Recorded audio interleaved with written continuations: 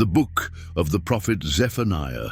Zephaniah lived during the final decades of the southern kingdom of Judah, when King Josiah had attempted to bring about real change in the land by removing idols and restoring the temple to the worship of Israel's God alone. But Israel was just too far gone. Worshipping other gods was too entrenched in the life of the people.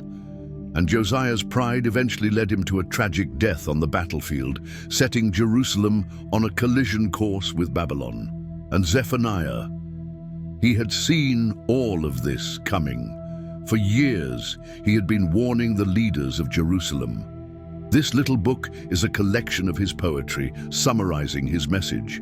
It's designed to have three main parts: the day of the Lord's judgment on Judah and Jerusalem, the day of the Lord's judgment on the nations, and Jerusalem again, the hope that remains for the nations and for Jerusalem after God's judgment. The first section opens with a shocking reversal of Genesis 1. God's good, ordered world is going to descend back into disorder, darkness, and chaos, becoming uninhabitable once again. As you keep reading, you realize Zephaniah is developing powerful poetic images to describe how Jerusalem's world will end. All of the city's institutions for worshipping the gods of the Canaanites will be destroyed. All the leaders who perpetrated injustice, all the economic centers where crooked lending and borrowing took place, everything will be gone, along with the city's walls. Zephaniah uses almost apocalyptic imagery to show the significance of what's going to happen. It all refers to a great army coming to take out Jerusalem. Interestingly, Zephaniah never mentions whose army God will use to bring this judgment. From other prophets, Micah or Habakkuk, we know it's Babylon, but Zephaniah omits this detail to highlight God's role in orchestrating the city's rise and fall.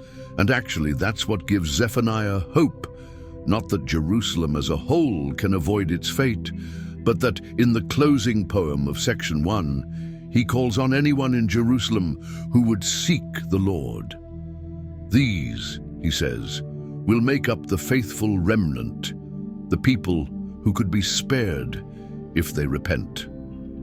In the second section, Zephaniah widens his focus to include the nations around Judah, the Philistines, the Moabites, the Ammonites, even the Assyrians. He accuses them all of corruption, violence, and arrogance, and predicts that they too will fall before Babylon. Shockingly, the final people group targeted in this section are the Israelites in Jerusalem. Their leaders, prophets, and priests are so corrupt and violent, so estranged from their God, that he no longer even recognizes them as his people. This section ends with God's final decision. He will gather all the nations, including Jerusalem, and pour out his burning indignation. God's justice becomes a consuming fire that devours evil from the land. It's intense. But then comes a surprise. The fire of divine judgment is not aimed at destroying people, but at purifying the nations, including Jerusalem. In this final section, God says he will heal and transform the rebellious nations into one unified family. After purification, they will turn from evil and call upon the name of the Lord. These images point to the fulfillment of God's promise to Abraham in Genesis 12, that God would find a way to bless the nations and Jerusalem as well. The conclusion of the book focuses on the restoration of the city at the center of the nations. God's presence is there in the restored city, along with the faithful remnant, humbled and transformed by his mercy. They are called to sing and rejoice.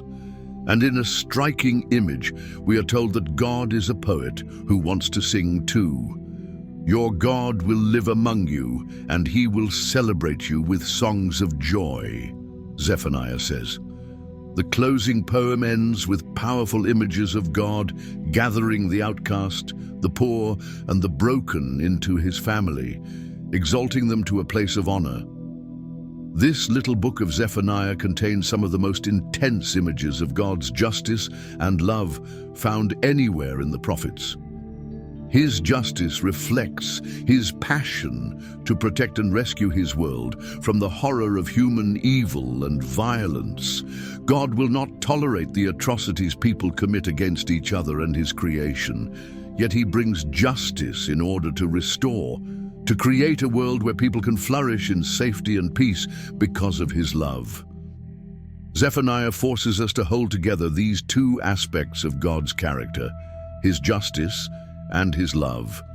Together, they contain the future hope of our world, and that is what the book of Zephaniah is all about.